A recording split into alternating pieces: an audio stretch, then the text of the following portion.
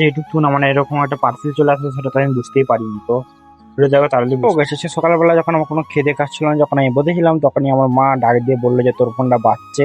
আমি ভাবছিলাম যে আমার কোনো গার্লফ্রেন্ড হতো, তাহলে কে ফোন করবে।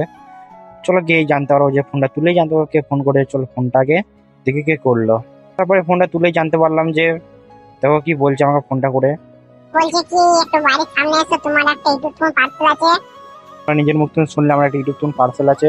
তারপর আমি পার্সেলটা নিয়ে চলে এসেছিলাম। দেখো পার্সেলটার ভিতরে কি আছে জানি না, কো আমাকে আনবক্সিং করে দিল।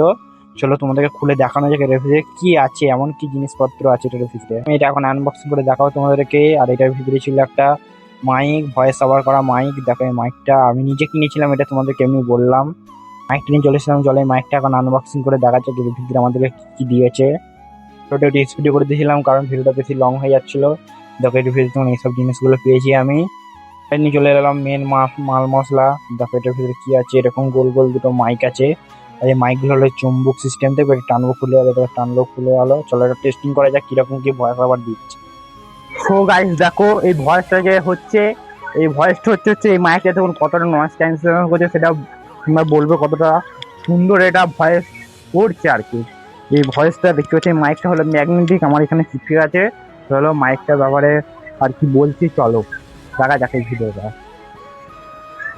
ভিডিওটা এখানে শেষ করলাম। চলো আবার দেখা হচ্ছে নেক্সট ব্লগে। আর এরকম মজার মজার ব্লগ দেখার জন্য চ্যানেলটা সাবস্ক্রাইব করে দিও। চলো বাই বাই, চলো।